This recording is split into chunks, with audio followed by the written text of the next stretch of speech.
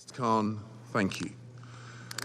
77 years ago, UN members agreed solemn principles in the UN Charter, vital for international peace and security. They undertook to refrain from the threat or the use of force against the territorial integrity or the political independence of any state. Yet, 7 months ago, President Putin invaded Ukraine illegally and without justification. He ignored the resounding pleas for peace that I heard in this council on the 17th of February. Since then, Ukrainians' spirit of defense and defiance in the protection of their country continues to inspire free peoples and nations. Every day, the devastating consequences of Russia's invasion become more clear.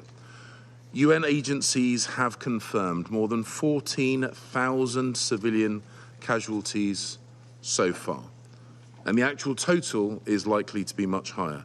More than 17 million Ukrainians in humanitarian need, 7 million displaced within Ukraine, and more than 7 million Ukrainian refugees in Europe. We see the mounting evidence of Russian atrocities against civilians, including indiscriminate shelling and targeted attacks on over 200 medical facilities and 40 educational institutions, and horrific acts of sexual violence. We see from the reports of the Office of the High Commissioner for Human Rights that in parts of Ukraine currently under Russian control, civilians are subject to torture, arbitrary detention, and forced deportation to Russia. And we have seen more grisly discoveries in Izium. And it's not just Ukrainians who are the victims. President Putin's war has spread hardship and food insecurity across the globe, plunging millions of the world's most vulnerable into hunger and famine. And once again, as we've seen here today, Russia has sought to deny responsibility. It has tried to lay the blame on those who have rightly imposed sanctions on President Putin's regime in response to his illegal actions. Let us be clear, we are not sanctioning food. It is Russia's actions that are preventing food and fertilizer getting to developing countries. It is Russia's tactics and bombs that are to blame for destroying Ukraine's farms, infrastructure, and delaying its exports. I sat here in February, listening to the Russian representative assuring this council that Russia had no intention of invading its neighbor. We now know that was a lie. And today, I have listened to further installments of Russia's catalogues of distortions, dishonesty, and disinformation. He has left the chamber. I'm not surprised. I don't think Mr. Lavrov wants to hear the collective condemnation of this council. But we saw through him then, and we saw through him again today. We have information which means that we know that Russia is about to hold sham referenda on sovereign Ukrainian territory with no basis in law, under the threat of violence, after mass displacements of people in areas that voted overwhelmingly for Ukrainian independence. We know what Vladimir Putin is doing.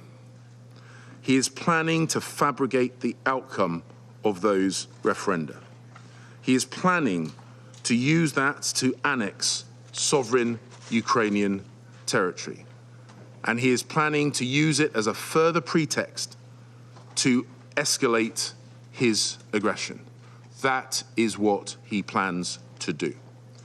And we call on all countries to reject this charade and to refuse to recognize any results. We are used to seeing Russian lies and distortions. But let us listen to the testimony of Ukrainians who tell us the truth, who tell us the reality of President Putin's war.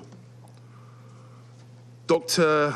Olena Yuzvak, her husband, Ole, and their 22-year-old son, Dmitry, were abducted by Russian forces from their home in Hostomel, near Bucha, in March. Russian soldiers shot Ole twice in the legs before they were all blindfolded and bundled into an armored personnel carrier. And I want you to hear Olena's story in her own words, and I quote, "First, they took us to a bombed-out house. The Russian soldiers kept saying they were going to kill us. My husband was left for hours lying on the floor in the pool of his blood. I don't know why. We'd done nothing wrong. Then they took my son away from us. I don't know where. I don't know if we'll ever see him again. I just want my boy back." End of quote. Olena's story and those of many others tell us the truth, the real truth. This is a war of annexation, a war of conquest, to which President Putin now wants to send even more of Russia's young men and women, making peace even less likely. Mr. Putin must understand the world is watching and we will not give up. As members of the Security Council, we must unequivocally reject Russia's attempts to annex Ukrainian territory. We must make clear to President Putin that his attack on the Ukrainian people must stop, that there can be no impunity for those perpetrating atrocities, and that he must withdraw from Ukraine and restore regional and global stability. If he chose to, he could stop this war, a war which has done untold damage to the Ukrainian and the Russian peoples.